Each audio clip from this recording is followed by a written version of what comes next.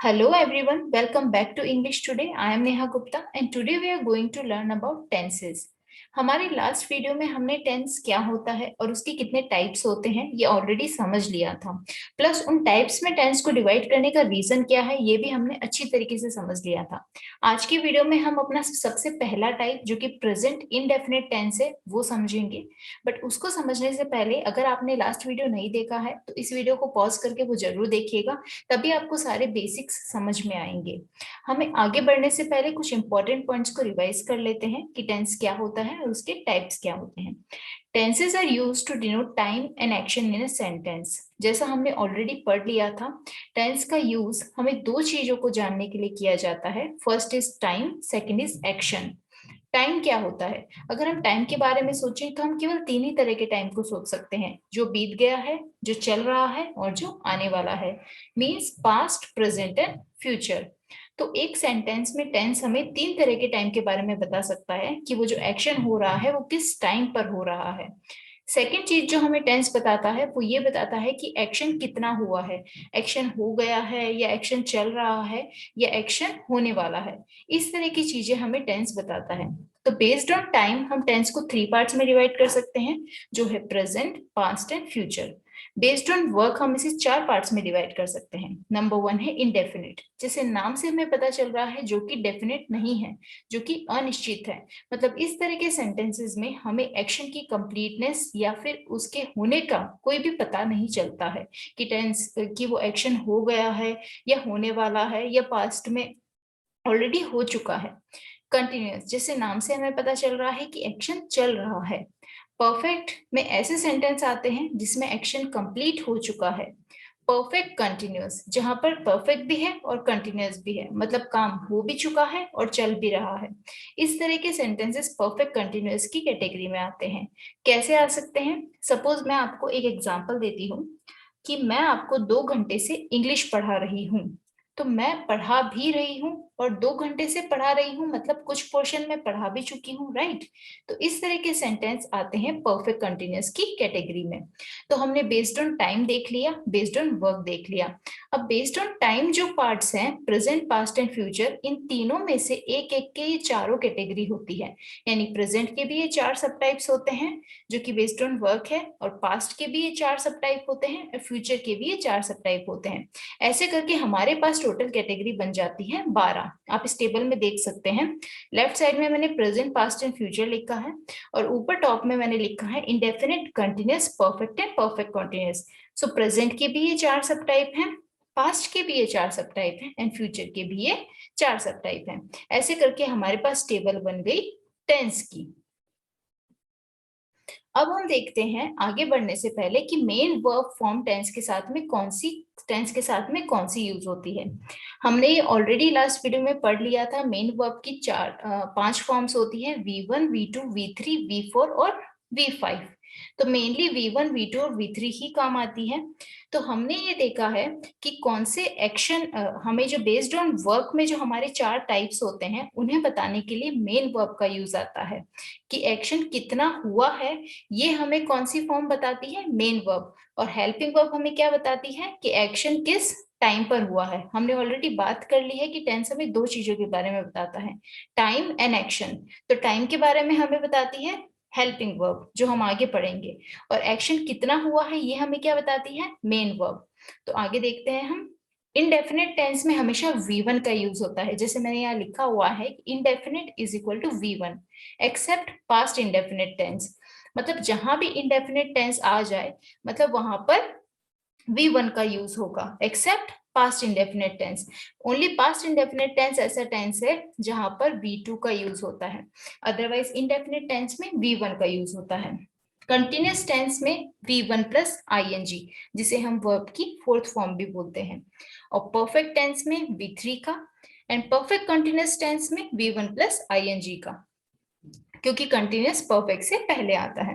अब आप सोचेंगे कि कंटिन्यूअस में भी V1 plus ing and perfect continuous में भी V1 प्लस ing, तो इन दोनों में डिफरेंस कैसे पता चले? इन दोनों में डिफरेंस हमें पता चलेगा इन टेंसेस में यूज आने वाली पर्टिकुलर हेल्पिंग वर्ब से। राइट।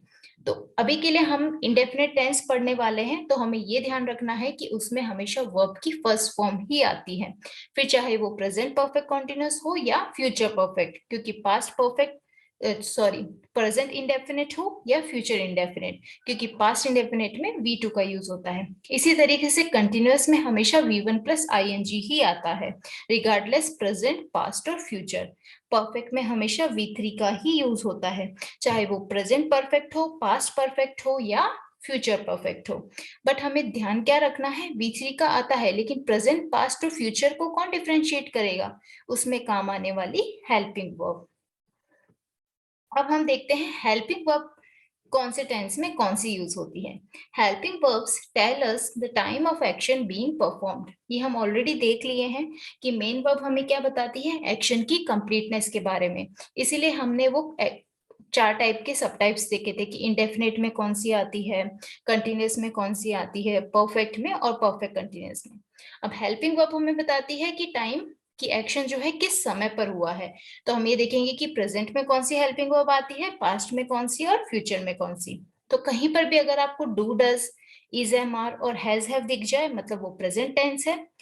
डिड, वॉज, वर और हैड दिख जाए मतलब वो पास्ट टेंस है, और विल और शैल हो जाए मतलब वो फ्यूचर टेंस है। तो ये तो हमें पता हो गया कि प्रेजेंट, पास्ट एंड फ्यूचर है। बट प्रेजेंट में इंडेफिनिट है कि कंटिन्यूअस है या परफेक्ट है या परफेक्ट कंटिन्यूअस है, ये हमें कैसे पता चलेगा, उसमें काम होने वाली मेन वर्ब के साथ और प्लस हेल्पिंग वर्ब के कॉम्बिनेशंस के साथ में। हम आगे सेंटेंस के स्ट्रक्चर को पढ़ेंगे, अभी केवल एक ओवरऑल आप लोगों के लिए इंट्रोडक्शन है कि टेंस में मेन वर्ब का क्या काम होता है और हेल्पिंग वर्ब का क्या काम होता है। तो अभी तक मैंने आपको जो भी चीजें बताई है उसका एक छोटा सा रिवीजन हम कर लेते हैं कि टेंस हमें दो बातों के बारे में बताता है, एक टाइम और एक एक्शन। टाइम के आधार पर हमने 3 पार्ट्स में डिवाइड कर लिया है, प्रेजेंट, पास्ट एंड फ्यूचर। और एक्शन के आधार पर भी हमने 4 पार्ट्स में डिवाइड कर लिया है। वो क्या था, indefinite, continuous, perfect and perfect continuous. इसी तरीके से प्रेजेंट, पास्ट एंड फ्यूचर के इस तरह से 4 सब टाइप हो गए, हमारी टेंस की टेबल बन गई जिसमें 12 हमारे टेंस के टाइप्स हो गए। अब जो मेन वर्ब फॉर्म होती है वो हमें ये बताती है कि एक्शन कितना हुआ है, और हेल्पिंग वर्ब फॉर्म जो होती है, हेल्पिंग वर्ब जो होती है वो हमें ये बताती है कि एक्शन किस टाइम पर हुआ है। राइट। तो इंडेफिनिट में हमेशा V1 आती है, ओनली पास्ट इंडेफिनिट में V2 आती है। कंटिन्यूअस में हमेशा V1 प्लस ing आता है, परफेक्ट में हमेशा V3 आता है, और परफेक्ट कंटिन्यूअस में हमेशा V1 प्लस ing ही आता है। कंटिन्यूअस और परफेक्ट कंटिन्यूअस का डिफरेंस हमें उसमें काम होने वाली हेल्पिंग वर्ब के थ्रू पता लग जाएगा, जो हम पर्टिकुलर टेंस जब पढ़ेंगे तब हम उसे समझ लेंगे।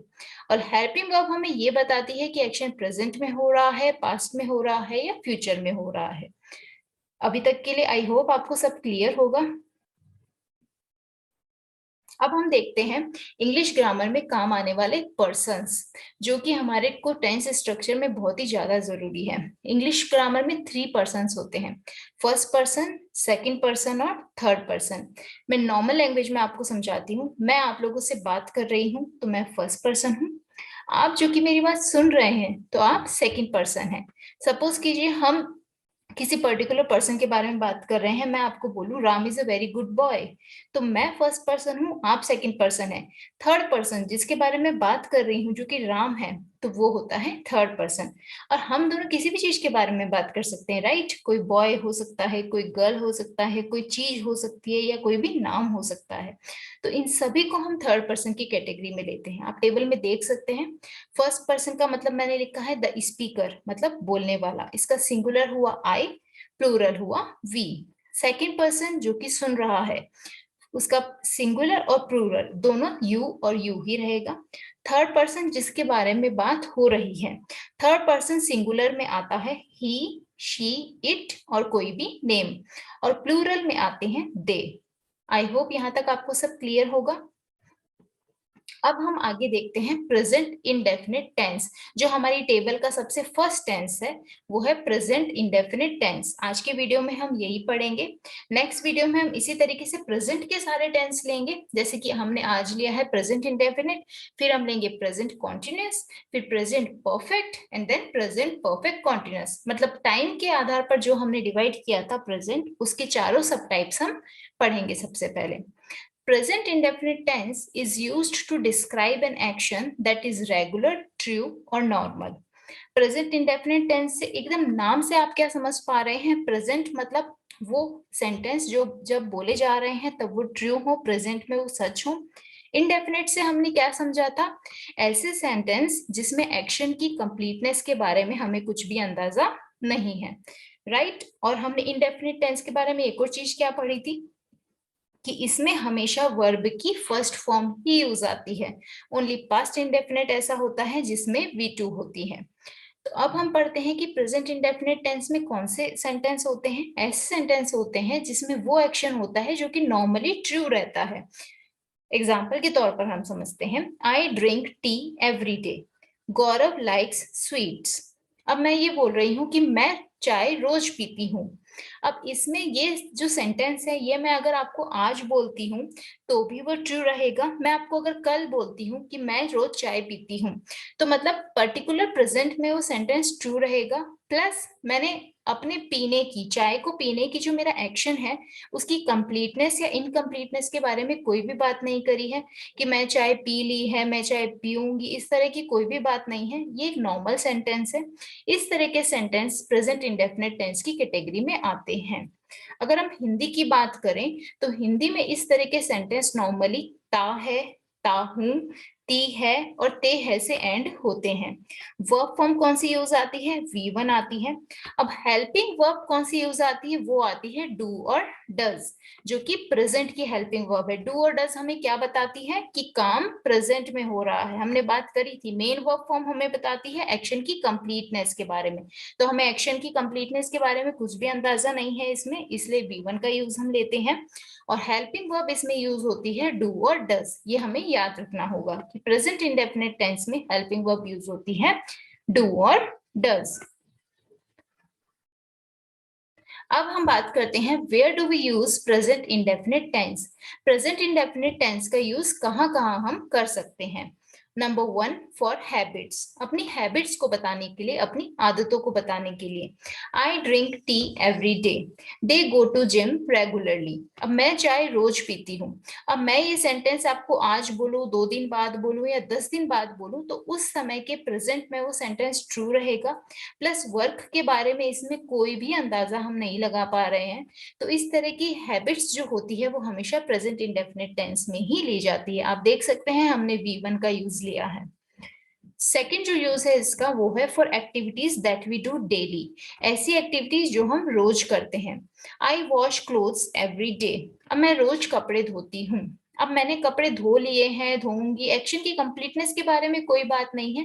एक जनरल सेंटेंस है, मैं रोज धोती हूँ। मैं आपको कल बोलूंगी कि मैं रोज कपड़े धोती हूँ तो भी इसका सेम ही मीनिंग निकलेगा। तो इस तरह के सेंटेंस जो कि नॉर्मल है, रेगुलर है, तो उन सेंटेंस को हम प्रेजेंट इंडेफिनिट टेंस की कैटेगरी में लेते हैं। We catch the bus every morning, ये भी एक्टिविटी ऐसी है जो मैं रोज करती हूँ। थर्ड इसका यूज है वो है फॉर जनरल ट्रूथ्स और यूनिवर्सल ट्रूथ, ऐसे ट्रूथ जो कि यूनिवर्सल हैं। एग्जाम्पल के तौर पर हम देखते हैं, the earth revolves around the sun, पृथ्वी सूर्य के चारों ओर चक्कर लगाती है। ये एक यूनिवर्सल ट्रूथ है, ये कभी भी नहीं बदलेगा, राइट? मैं ऐसा नहीं है कि वो आज लगाएगी कल नहीं लगाएगी चक्कर पृथ्वी सूर्य के चारों ओर। तो इस तरह के सेंटेंस को भी हम प्रेजेंट इंडेफिनिट टेंस का यूज करके ही बोलते हैं। Water freezes at 0 degrees. To give instructions. Turn right. किसी को हमको इंस्ट्रक्शन बताते हैं, सपोज कीजिए किसी ने हमको किसी पर्टिकुलर प्लेस का अगर कोई रास्ता पूछता है तो हम बोलते हैं go straight and turn right, then turn left. तो इस तरह के जो इंस्ट्रक्शंस हम देते हैं उसमें भी हम प्रेजेंट इंडेफिनिट टेंस का ही यूज लेते हैं। सेकेंड जो यूज है टू गिव इंस्ट्रक्शंस में, सेकेंड जो एग्जांपल है वो है mix the dry ingredients and make smooth batter. हम जब भी कोई पैकेट खरीद के लाते हैं मार्केट से, उसमें रेसिपी लिखी होती है, या किसी भी हम यूट्यूब चैनल अगर आप लोग देखते हैं रेसिपी का, तो उसमें जो भी इंस्ट्रक्शंस दिए जाते हैं वो किस में दिए जाते हैं, हमेशा प्रेजेंट इंडेफिनिट टेंस में। फिफ्थ जो यूज है वो है to express feeling, thought, opinion और बिलीफ। अपनी ओपिनियन को बताने के लिए, अपने बिलीफ को बताने के लिए भी हम इंडेफिनिट, प्रेजेंट इंडेफिनिट टेंस का ही यूज लेते हैं। आई लाइक नूडल्स, ये क्या है, मेरी ओपिनियन है, मेरी फीलिंग है। ही लव्स ड्राइंग, तो इस तरह के सेंटेंसेस में ही प्रेजेंट इंडेफिनिट टेंस का यूज होता है। तो कितने यूज हुए प्रेजेंट इंडेफिनिट टेंस के, 5 यूज हमने देखे हैं। हैबिट्स को बताने के लिए, फिर ऐसी एक्टिविटीज बताने के लिए जो कि रोज की जाती है, फिर हुआ हमारी फीलिंग्स को बताने के लिए, फिर हमने बात करी थी इंस्ट्रक्शंस को बताने के लिए, और फिर हमने बात करी थी जनरल ट्रुथ के लिए। तो इस तरह से हुआ 5 इसके यूज। अब हम बात करते हैं structure of present indefinite tense. Present indefinite tense का स्ट्रक्चर क्या होता है, तो उसके पहले हम देखेंगे 3 टाइप्स के सेंटेंसेस होते हैं, पॉजिटिव सेंटेंस, नेगेटिव सेंटेंस और इंटेरोगेटिव सेंटेंस। इन तीनों ही सेंटेंस को अगर प्रेजेंट इंडेफिनिट टेंस में लिखा जाए तो उनका क्या स्ट्रक्चर होता है। तो पॉजिटिव सेंटेंस कौन से होते हैं, नॉर्मल सेंटेंस, इनको हम अफर्मेटिव भी बोलते हैं, मतलब इसमें ना नहीं जैसे शब्दों का यूज नहीं है और प्लस कोई क्वेश्चन मार्क भी नहीं है। नेगेटिव जो कि नाम से पता चल रहा है, जिसमें नो का यूज होता है। इंटेरोगेटिव जिसमें क्वेश्चन पूछे जाते हैं। ठीक है, तो सबसे पहले हम देखेंगे पॉजिटिव सेंटेंस। पॉजिटिव सेंटेंस का एक नॉर्मल सा स्ट्रक्चर होता है, सब्जेक्ट प्लस V1। क्यों आया, क्योंकि प्रेजेंट इंडेफिनिट टेंस है, इंडेफिनिट कहीं भी आ गया V1 ही आएगा। बस पास्ट इंडेफिनिट में V2 आता है, ये हमने ऑलरेडी पढ़ लिया है। तो इसका क्या स्ट्रक्चर हुआ, नॉर्मल सा, subject plus V1 plus object. Normal sentence का स्ट्रक्चर हमने लास्ट वीडियो में देख लिया था, वो आप जाके जरूर देख लीजिएगा, तब आपको ये बहुत ही इजीली समझ आ जाएगा। तो ये हो गया हमारा प्रेजेंट इंडेफिनिट टेंस का नॉर्मल सा स्ट्रक्चर। बस इसमें एक क्लॉज है कि जब अगर सब्जेक्ट जो है वो थर्ड पर्सन सिंगुलर हो। थर्ड पर्सन सिंगुलर क्या था, हमने अभी पढ़ा है, ही, शी, इट या एनी नेम।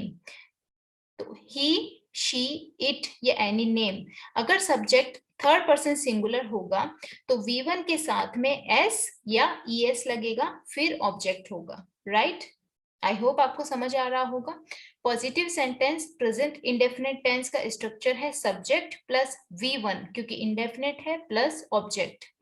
अगर सब्जेक्ट थर्ड पर्सन सिंगुलर होगा, थर्ड पर्सन सिंगुलर मतलब ही, शी, इट या एनी नेम, कोई भी नेम, अगर सब्जेक्ट की जगह ही, शी, इट आ रहा है या फिर कोई भी नेम आ रहा है, तो V1 के साथ में S या ES लगेगा, फिर ऑब्जेक्ट आएगा। एग्जाम्पल्स के थ्रू हम समझते हैं। शी स्पीक्स ट्रुथ, अब आपने देखा शी क्या है, थर्ड पर्सन सिंगुलर है, तो स्पीक्स आया, स्पीक V1 के साथ में मैंने S को ज्वाइन कर दिया है, यहाँ मैंने इस S को ज्वाइन कर दिया है। राइट, सेकेंड एग्जाम्पल देखिए, he goes to school with me. अब नॉर्मल फॉर्म क्या होती है, गो होती है ओनली, बट क्या है ये, ही क्या है, थर्ड पर्सन सिंगुलर है, तो मैंने गो के साथ में ES लगा दिया। हमने पढ़ा है ना V1 के साथ में S या ES लगेगा। अब इट, इट क्या है, थर्ड पर्सन सिंगुलर है, तो मैंने लुक जो कि V1 थी उसके साथ में S लगा दिया, इट लुक्स अमेजिंग। प्रिया क्या है, कोई भी नेम है, तो स्टडी, स्टडी मेरी नॉर्मल वर्ब थी बट मैंने यहाँ पर IES लगा दिया, देन इंग्लिश। ठीक है, यहाँ तक आपको आई होप क्लियर होगा। अब हम और सेंटेंस ऐसे देखते हैं जिसमें सब्जेक्ट थर्ड पर्सन सिंगुलर नहीं होगा। आई प्ले फुटबॉल, आई क्या था, फर्स्ट पर्सन है, तो मैंने V1 प्लस ऑब्जेक्ट ले लिया, आई क्या हुआ, सब्जेक्ट हुआ मेरा। ठीक है, प्ले क्या हुआ, V1 हुआ, देन फुटबॉल हुआ ऑब्जेक्ट। उसी तरीके से वी स्पीक ट्रूथ, वी हुआ सब्जेक्ट, स्पीक हुआ V1 plus object. They go to school, ये क्या हुआ, दे थर्ड पर्सन है बट सिंगुलर नहीं है, वो है प्लूरल, हमने हम टेबल में समझा था। तो दे क्या हुआ, सब्जेक्ट, गो क्या हुआ, V1 to school object. You look beautiful, subject plus V1 plus object. तो यहां तक आई होप आप सबको क्लियर हो गया होगा। अब क्वेश्चन क्या आया होगा आप लोगों के मन में कि कहीं पर तो V1 के बाद में S लग रहा है, कहीं पर ES लग रहा है और कहीं पर IES भी मैंने लगाया है। आप फर्स्ट टू सेंटेंसेस देख सकते हैं, जहां पर मैंने शी स्पीक्स लिखा है तो S लगाया है स्पीक में और गो में ES लगाया है। इसका क्या रीजन है ये हम आगे देखते हैं। When do we use S and ES respectively, third person singular subject? जब भी हमारा सब्जेक्ट थर्ड पर्सन सिंगुलर होगा तब V1 के साथ में या तो S लगेगा या ES लगेगा, बट कब S लगेगा और कब ES लगेगा ये हम अभी देखते हैं। Use of ES, words that and with CH, SH, SX, ZO, ये आपको याद ही रखना पड़ेगा कि ऐसे वर्ड्स जिसके लास्ट में CH, SH, SX, Z और O आ रहा है तो उसके आगे हम ES लगाएंगे। जैसे वॉच है, CH आया तो ES, पुश SH तो ES आ गया, पास का पासेस, मिक्स का मिक्सेस, गो लास्ट हमारे सेंटेंस था ना गोज, तो हमने ES लगाया था क्योंकि वो O से एंड हो रहा था। बज तो बजेस, तो ऐसे वर्ड्स जिनके लास्ट में CH, SH, SX, Z और O आ रहा है तो वो ES से एंड होंगे, उनके आगे हम ES लगाएंगे। और फिर सेकंड रूल है वो बहुत ही नॉर्मल हो गया कि ऐसे वर्ड्स जो कि इन सब से एंड नहीं होते हैं, जो हमने अभी याद किए हैं, CH, SH, X, X, Z और O, ठीक है, जो इनसे एंड नहीं होते हैं उन सब के आगे नॉर्मल S लगता है। प्लेज, लाइक्स, लव्स, राइट्स, मतलब इन सब के आगे जब वो वर्ड्स नहीं आते हैं तो नॉर्मल S लगता है, यहाँ पर O भी आएगा, राइट। तो ऐसे वर्ड्स जो इनसे एंड होते हैं उनके आगे ES, जो इनसे एंड नहीं होते हैं उनके आगे S। अब एक छोटी सी बात इसमें एक और जुड़ जाती है कि हमने लास्ट वीडियो में देखा था, स्टडीज पढ़ा था, वहां पर IES था। IES क्यों था? क्योंकि ऐसे वर्ड जो कि Y से एंड होते हैं, स्टडी जो कि Y से एंड हो रहा है बट उसके आगे क्या है, कॉन्सोनेंट है, ये D, तो इस तरह के वर्ड जो होते हैं वो IES से एंड होते हैं, ठीक है। जैसे ट्राई, Y से एंड हो रहा है बट Y के पहले R है, R क्या है, कॉन्सोनेंट है, तो इसलिए हम IES यूज लेते हैं। इसी तरीके से क्राई, तो क्राई का मैंने IES क्यों बनाया, क्योंकि Y से एंड हो रहा है बट Y के पहले वाला वर्ड क्या है, R, जो कि ये कॉन्सोनेंट है। आप देख सकते हैं प्ले, ये Y से एंड हो रहा है बट Y के पहले A है जो कि कॉन्सोनेंट नहीं है, तो हमने IES से एंड नहीं किया है, हमने ओनली S से एंड किया है। आई होप आपको क्लियर हो गया होगा। तो प्रेजेंट इंडेफिनिट टेंस के पॉजिटिव सेंटेंस का स्ट्रक्चर क्या है, subject plus V1 plus object. अगर थर्ड पर्सन सिंगुलर होता है सब्जेक्ट तो subject plus V1 plus S या ES प्लस ऑब्जेक्ट। अब हम देखते हैं नेगेटिव सेंटेंस का स्ट्रक्चर। नेगेटिव सेंटेंस जैसे नाम से ही हमें पता चल रहा है उसमें नो का यूज आता है। नेगेटिव सेंटेंस में हम हेल्पिंग वर्ब का भी यूज लेंगे, तो हेल्पिंग वर्ब कौन सी थी प्रेजेंट इंडेफिनिट टेंस में, डू या डज। प्रेजेंट इंडेफिनिट टेंस के पॉजिटिव सेंटेंस में हमने कोई भी हेल्पिंग वर्ब का यूज नहीं लिया था, ये हमको याद रखना होगा। और उसके नेगेटिव और इंटेरोगेटिव सेंटेंस में हम हेल्पिंग वर्ब का यूज लेंगे, वो है डू और डज। तो इसका क्या स्ट्रक्चर हुआ, वही नॉर्मल सा, सब्जेक्ट प्लस डू या डज जो कि हेल्पिंग वर्ब है, प्लस नेगेटिव है तो नॉट आना ही है, V1 क्योंकि इंडेफिनिट टेंस है, देन ऑब्जेक्ट। याद रखने की कोई जरूरत नहीं है, इसे सिर्फ समझना है, subject plus helping verb plus फिर नॉट क्योंकि नेगेटिव सेंटेंस है, देन V1 प्लस ऑब्जेक्ट। अब बात हुई डू और डज, तो किसके साथ डू आएगा और किसके साथ डज आएगा। डू हमेशा आता है प्लूरल सब्जेक्ट्स के साथ में और डज हमेशा आता है सिंगुलर सब्जेक्ट्स के साथ में। इसमें कोई भी फर्स्ट पर्सन सेकंड पर्सन वाला कोई भी रूल नहीं है, सिर्फ एक छोटा सा रूल है, जो प्लूरल सब्जेक्ट्स हैं उनके साथ में डू आता है, जो सिंगुलर सब्जेक्ट्स हैं उनके साथ में डज आता है। तो क्या सेंटेंस का स्ट्रक्चर रहा, सब्जेक्ट प्लस हेल्पिंग वर्ब जो कि हमारी डू एंड डज है, plus not plus V1 plus object. अब हम देखते हैं, हमने जो लास्ट सेंटेंस देखा था शी स्पीक्स ट्रुथ, इसको हम नेगेटिव में कैसे कन्वर्ट कर सकते हैं, शी। अब डू या डज में से क्या आएगा, क्योंकि शी क्या है, सिंगुलर सब्जेक्ट है, तो यहाँ पर क्या आएगा, डज आएगा, नॉट, देन V1 जो कि स्पीक है, देन ट्रुथ। करेक्ट। अब जो है he goes to school with me, जो हमारा वो सेंटेंस था, तो ही क्या है, सिंगुलर है, तो सिंगुलर के साथ में डज आता है, then not, then V1, then remaining object हमारा। इट लुक्स ब्यूटीफुल, ये था हमारा लास्ट सेंटेंस, राइट। तो इट क्या है, सिंगुलर, डज, क्योंकि सिंगुलर है तो डज आएगा, not, then V1, then object.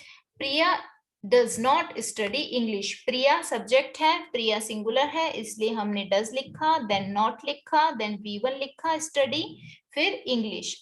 अब I does not play football आना चाहिए था, क्योंकि आई सिंगुलर है, राइट, लेकिन मैंने आई डोंट क्यों लिखा है, क्योंकि आई एक एक्सेप्शन होता है, हमेशा ध्यान रखिए, आई सिंगुलर होता है, फिर भी आई के साथ में डू नहीं आता है, आई के साथ में, सॉरी, आई के साथ में डज नहीं आता है, आई के साथ में डू का ही यूज लिया जाता है। मैंने आपको ये बोला है कि डू प्लूरल सब्जेक्ट के साथ में आता है और डज सिंगुलर के साथ में, तो आपके मन में क्वेश्चन जरूर आया होगा कि फिर आई तो सिंगुलर है और वी होता है प्लूरल, तो आई के साथ में डज क्यों नहीं आया, क्योंकि यही एक एक्सेप्शन है आई, कि आई के साथ में हमेशा डू का यूज होता है, डज का यूज नहीं होता है। तो I does not play football मैं यूज नहीं लूंगी, मैं लूंगी आई डोंट प्ले फुटबॉल। इसी तरीके से वी जो कि प्लूरल है, तो प्लूरल के साथ में डू आता ही है, तो ये वी डोंट प्ले फुटबॉल हो गया। आई होप आपको क्लियर होगा। अब हम देखते हैं इंटेरोगेटिव सेंटेंस। इंटेरोगेटिव सेंटेंस कौन से होते हैं, ऐसे सेंटेंस जिनमें हम क्वेश्चंस पूछ रहे हैं, जिनके लास्ट में क्वेश्चन मार्क आता है। तो इंटेरोगेटिव सेंटेंस वो सेंटेंस होते हैं जिनमें हम क्वेश्चंस पूछ रहे हैं, यहाँ तक क्लियर हो गया। अब क्वेश्चन कितने तरीके से कोई हम किसी पर्सन से पूछ सकते हैं, एक तो ऐसे क्वेश्चंस जिनके आंसर यस या नो में देना पॉसिबल होता है। अगर मैं आपको बोलूं क्या आप इंग्लिश पढ़ते हैं, तो आप मुझे यस या नो में बता सकते हैं। मैं बोलूं क्या आप स्कूल जाते हो, तो आप बोल सकते हो हाँ जाती हूँ या नहीं जाती हूँ। तो यस और नो में जिनका आंसर पॉसिबल है इनको हम इंटेरोगेटिव बोलते हैं, और ऐसे क्वेश्चंस जिनका आंसर यस या नो में पॉसिबल नहीं होता है उनको हम डबल इंटेरोगेटिव बोलते हैं। तो अभी हम इंटेरोगेटिव पढ़ेंगे, फिर हम डबल इंटेरोगेटिव कैसे हम फॉर्म करते हैं प्रेजेंट इंडेफिनिट टेंस में वो भी पढ़ेंगे। हेल्पिंग वर्ब कौन सी हुई, डू डज, वर्ब की फॉर्म कौन सी थी, V1, ठीक है।